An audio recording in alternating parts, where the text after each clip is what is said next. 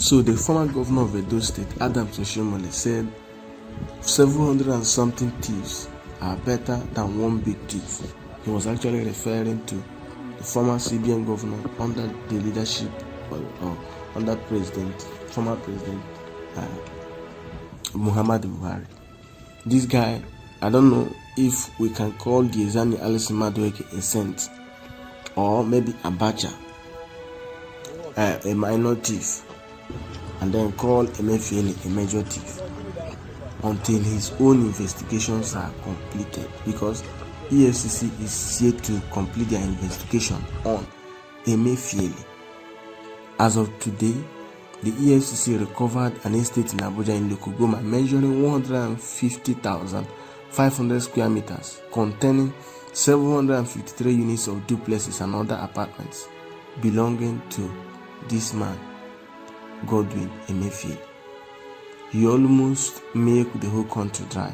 I can never forget 2022, in the build-up of 2023 election, that this man almost froze the whole federation with his cash, whatever, redesigning of the Naira, whatever implementation he brought up. He almost used it to plunder the whole country. So Emefiele had this in stock.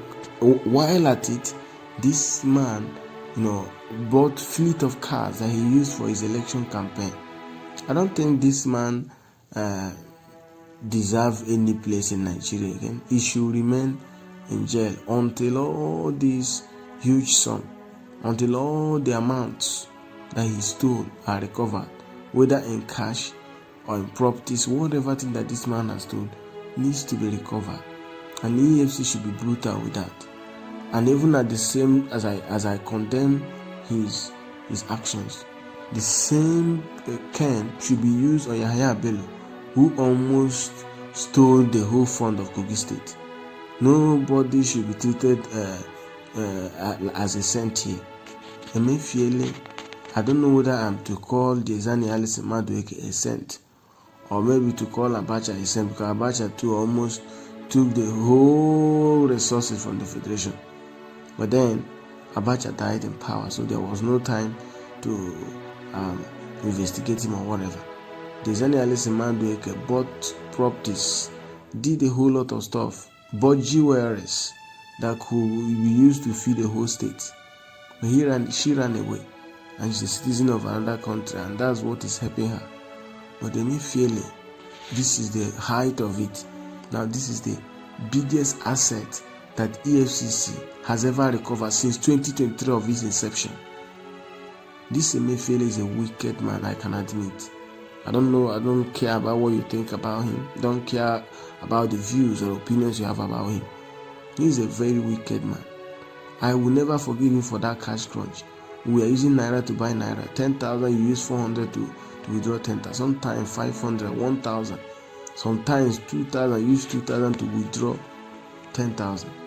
And in Nigeria, we don't protest about anything. If you want to talk, they will use religious sentiment and tribal sentiment to shut you down. They will say you are against President Buhari because you are Igbo, you are Yoruba. They say you are against this, you are against that because you go to church, you are a Christian, you are not Muslim. If Nigeria want to be developed, if Nigeria want to be united, if Nigeria want to pursue a just cause, we should keep religion aside. And that is what is happening in UK, in America. Whenever they are fighting for a just cause, you will not see religion come to play, or tribe, or whatever. They come together with one mind and condemn a very detestable thing. Look at what happened during the cash crunch. I can't forget that in a hurry. From November till March 2023, we felt the heat of it. For you to withdraw 1,000, you are paying 200, 300. And what about people that have just 2,000 on their account? It became unbearable. But in Nigeria, we've developed that skin to adapt to whatever condition. People can just wake up one morning and say petrol is 3,000 per liter, and we'll be buying it. Have we not adjusted the petrol pump price? When Tinubu say fuel subsidy gone, A lot of people quit their jobs because the salaries they were earning was meager, they couldn't afford it. But we have all adapted. No protest, nothing. Labor union is the rubber stamp labor leader. Labor leader is the rubber stamp labor leader. We've seen the weakest labor leader since the inception of Nigerian labor union. That's the channel or the means through which our voice would have been heard. Organize a protest, shut down the country until the right thing is done.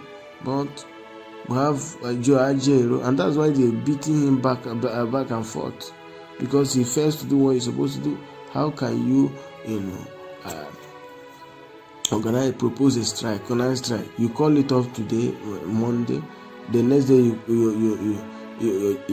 call it off on Monday, or you organize a strike on Monday.